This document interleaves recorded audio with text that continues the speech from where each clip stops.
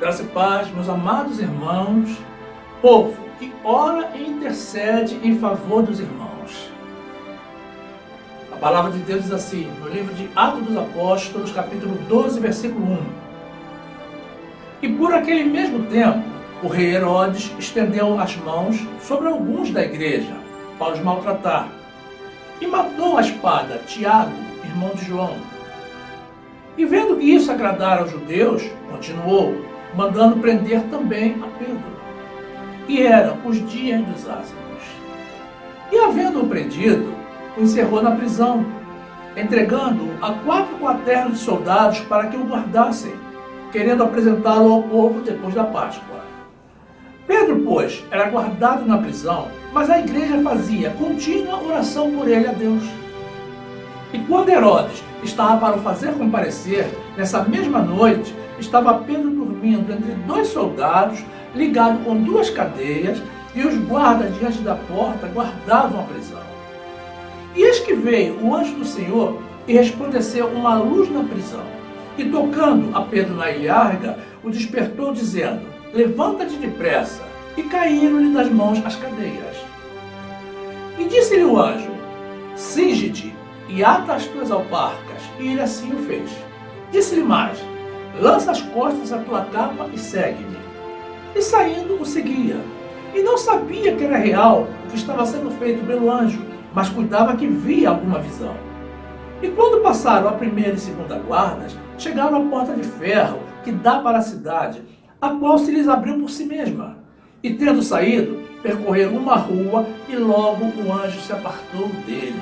Louvado e exaltado seja o nosso Senhor. Glórias a ele. Meus amados irmãos, vamos esclarecer primeiramente alguns termos usados nesse trecho que acabamos de ler, que não são muito comuns aqui no Brasil, muito embora sejam da língua portuguesa. Ligado com 2 cadeias significa preso com 2 correntes. Cadeia é corrente. Ilharga é um dos lados do corpo, seja direito ou seja esquerdo, onde o anjo tocou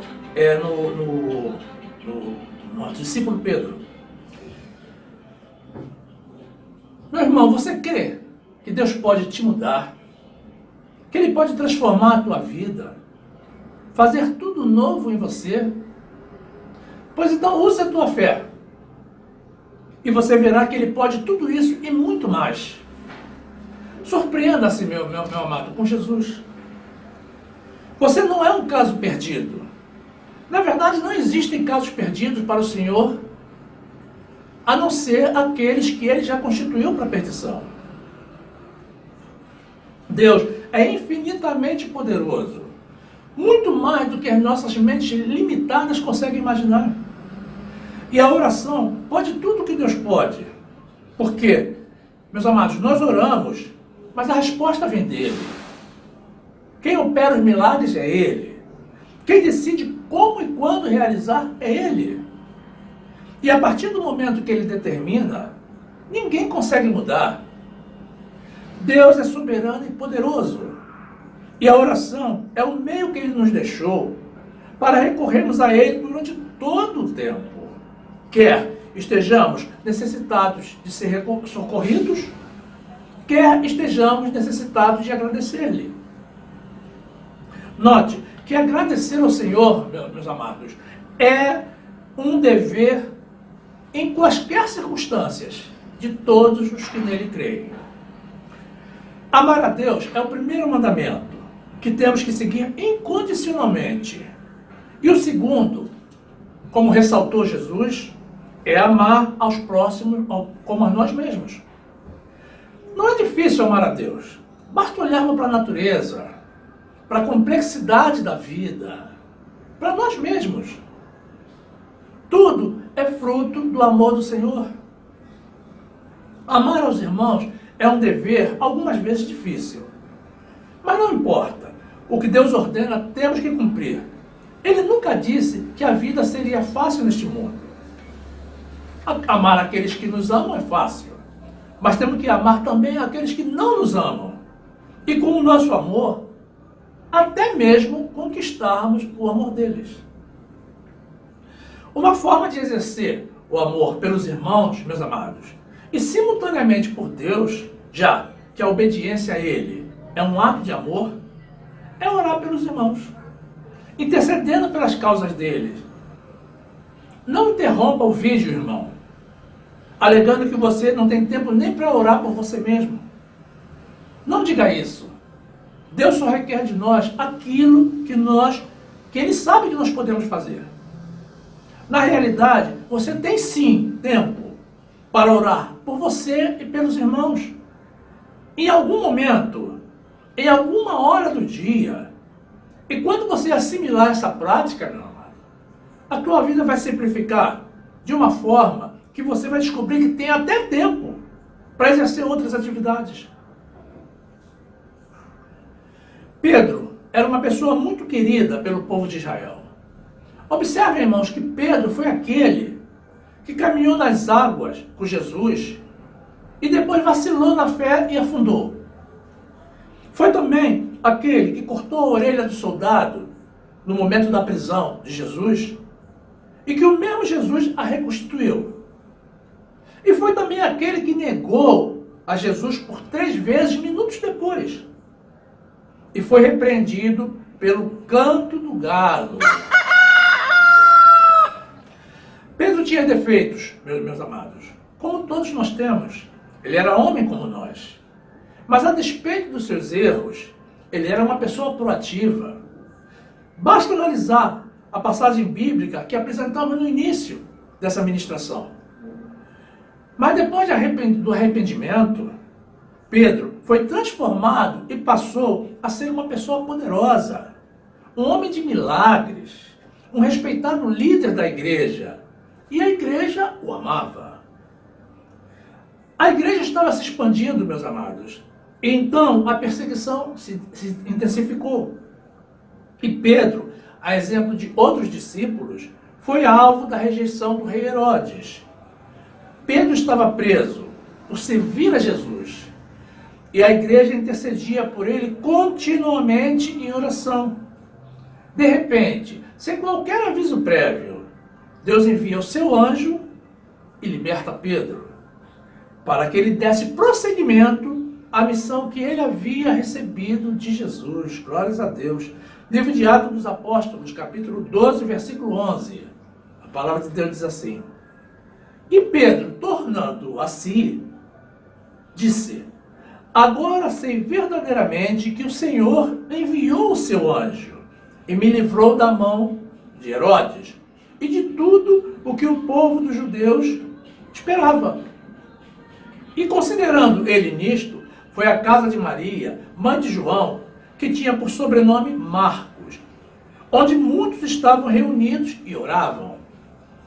E batendo Pedro à porta do pátio, uma menina chamada Rode saiu a escutar. E conhecendo a voz de Pedro, de gozo não abriu a porta, mas correndo para dentro, anunciou que Pedro estava à porta. Meus amados, Pedro estava diante de um milagre e agora ele tinha consciência disso. A igreja intercedeu por ele e vocês viram, continuava em oração. E Deus operou na vida dele. Ele sabia que era do Senhor a sua libertação. Então, saindo da prisão, não correu para se esconder e fugir dos seus perseguidores, nem tampouco dos guardas da prisão. Ele voltou aos seus e logo pregava de novo o evangelho. Ou seja, praticava de novo o mesmo ato que o havia levado à prisão. Isso, meus amados, é fé em Deus. Paulo é um outro exemplo, porque também intercedeu de forma brilhante junto a Filemão em favor do escravo dele, Onésimo, que o havia roubado e fugido, sendo então passivo de morte segundo as leis daquela época. Mas Onésimo havia se convertido pela irmã de Paulo, assim como o próprio Filemão, que era um dos líderes da igreja. Paulo não o isentou a Onésimo da condição de escravo, mas o colocou na condição de irmão, tanto dele como de Filemão, e intercedeu.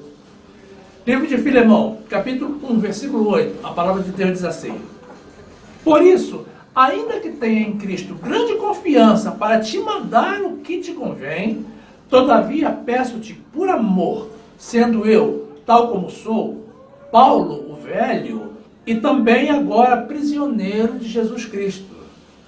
Peço-te por meu filho Onésimo, que gerei nas minhas prisões, o qual, noutro tempo, te foi inútil, mas agora a ti e a mim muito útil. Eu te tornei a enviar. E tu torna a recebê-lo como as minhas entranhas. Eu bem o quisera conservar comigo, para que por ti me servisse nas prisões do Evangelho. Mas nada quis fazer sem o teu parecer, para que o teu benefício não fosse como por força, mas voluntário. Porque bem pode ser que ele se tenha separado de ti por algum tempo, para que o retivesses para sempre. Não já como servo, antes, mais do que servo, como irmão amado, particularmente de mim, e quanto mais de ti, assim na carne como no Senhor.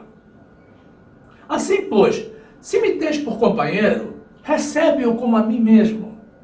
E, se te fez algum dano, ou te deve alguma coisa, põe isso à minha conta. Glórias a Deus. Meus amados, Moisés intercedeu junto ao Senhor em favor do povo de Israel, que havia construído um bezerro de ouro, iniciado a prática da idolatria. Quando ele, subindo ao monte para receber as leis de Deus, demorou a retornar. Deus não aceita a idolatria, meus amados. E já havia sentenciado de morte todo aquele povo que ele mesmo havia retirado com mão forte e poderosa do jugo dos egípcios. Mas, diante da solicitação de Moisés, se arrependeu. É importante termos crédito junto ao Senhor. Moisés tinha. E desfrutarmos da confiança dele. Porque Deus ama tanto aos seus fiéis que é capaz de reavaliar os seus planos mediante a intervenção de um santo. Livro de Êxodo, capítulo 32, versículo 11, a palavra de Deus diz assim: Moisés, porém, suplicou ao Senhor, seu Deus, e disse: ó Senhor, por que se acende o teu furor contra o teu povo, que tiraste da terra do Egito com grande força e com forte mão? Por que hão de falar os egípcios, dizendo: para mal os tirou, para matá-los nos montes e para destruí-los da face da terra? Torna-te do furor da tua ira e arrepende-te deste mal contra o teu povo. Lembra-te de Abraão, de Isaque, de Israel, os teus servos, aos quais por ti mesmo tens jurado. E lhes disseste: multiplicarei a vossa descendência como as estrelas dos céus, e darei à vossa descendência toda esta terra de que tenho falado, para que a possuam por herança eternamente. Então o Senhor arrependeu-se do mal que dissera que havia de fazer ao seu povo. Jó é outro grande exemplo do poder da oração de intercessão. Deus mudou a sua vida e o tirou do cativeiro a que estava submetido, eliminando a maldição que estava sobre ele, justamente no momento em que ele intercedia em oração pelas vidas dos seus amigos. Deus se agrada, meus amados, de que oremos uns pelos outros. Livro de Jó, capítulo 42, versículo 7, a palavra de Deus diz assim: sucedeu que, acabando o Senhor de falar a Jó aquelas palavras, o Senhor disse a Elifaz, o temanita: a minha ira se acendeu contra ti e contra os teus dois amigos, porque não falaste de mim o que era reto, como o meu servo Jó. Tomai, pois, 7 bezerros e 7 carneiros, e ide ao meu servo Jó, e oferecei holocausto por vós. E o meu servo Jó orará por vós, porque deveras a ele aceitarei, para que eu não vos trate conforme a vossa loucura, Porque vós não falaste de mim o que era reto como o meu servo Jó. Então foram Elifaz o Temanita, Bildade o Suíta, Zofar o Naamatita, e fizeram como o Senhor lhes dissera. E o Senhor aceitou a face de Jó.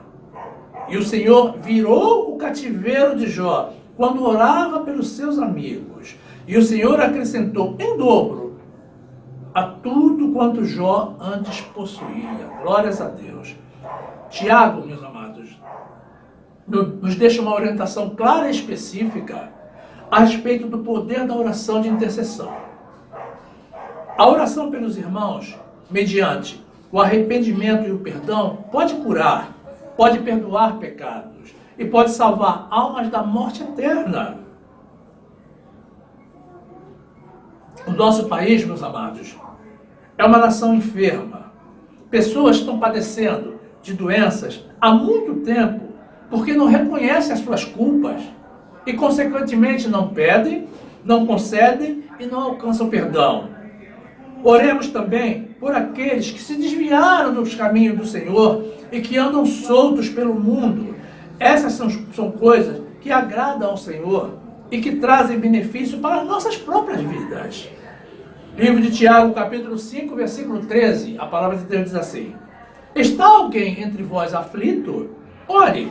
Está alguém contente? Cante louvores. Está alguém entre vós doente? Chama os presbíteros da igreja e orem sobre ele, ungindo com azeite em nome do Senhor. E a oração da fé salvará o doente, e o Senhor o levantará. E, se houver cometido pecados, ser-lhe-ão perdoados. Confessai as vossas culpas uns aos outros, e orai uns pelos outros, para que sareis. A oração feita por um justo pode muitos seus efeitos. Elias era homem sujeito às mesmas paixões que nós, e orando pediu que não chovesse. E por 3 anos e 6 meses não choveu sobre a terra. E orou outra vez, e o céu deu chuva, e a chuva produziu o seu fruto. Irmãos, se algum dentre vós se tem desviado da verdade e alguém o converter, saiba que aquele que fizer converter do erro do seu caminho um pecador, salvará da morte uma alma e cobrirá uma multidão de pecados. Glórias a Deus, meus amados. Meus amados, minhas amadas, Deus não está alheio às nossas necessidades, tampouco e principalmente à nossa fidelidade. Muitas vezes dedicamos, do pouco de tempo que temos, um espaço para orar por nós mesmos, para pedir ao Senhor todo o favor que estamos necessitando. E muitas vezes não recebemos o que pedimos ou o que devemos receber porque somos egoístas. Pensamos somente em nós e não nos importamos com as necessidades dos outros. Isso não é irmandade, meus amados, nem solidariedade. Diante de todos os exemplos que aqui apresentamos, concluímos claramente que é infidelidade ao Senhor. Deus espera mais de mim, mais de você, meu irmão. Não é pecado orar pelas nossas necessidades, mas não podemos esquecer de outros irmãos, outras pessoas espalhadas pelo mundo, algumas que nem ao menos sabem como orar e nem a quem orar. Muitos oram aos seus ídolos, outros recorrem às suas entidades espirituais, outros rezam pelos seus santos. E nós também fazíamos isso antes de nos convertermos. Portanto, temos que compreendê-los e ajudá-los. Isso é amor, meus amados. Muitos deles também irão se converter, porque efetivamente são de Deus. E o Senhor ouvirá a nossa oração de intercessão pelas vidas deles. E com prazer te concederá, meu irmão, essa bênção pela qual você ora e espera há tanto tempo. Deus não se esqueceu de você, mas com certeza está esperando que você desperte no teu coração um desejo incontrolável de agradá-lo. de seguir os seus mandamentos, amando-o acima de tudo, e ao próximo como a você mesmo. Livro de Mateus, capítulo 22, versículo 36, a palavra de Deus diz assim: Mestre, qual é o grande mandamento na lei?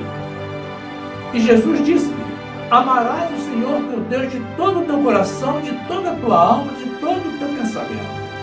Esse é o primeiro grande mandamento. E o segundo, semelhante a este, é: amarás o teu próximo como a ti mesmo. Destes dois mandamentos dependem toda a lei e os profetas. Glórias ao nosso Deus. Glórias ao nosso Deus. Isso é amor, meus amados. Amemos ao Senhor e aos nossos irmãos. Fiquemos, meus irmãos, na graça e na paz do nosso Senhor e Salvador, Jesus Cristo. Glórias a Ele.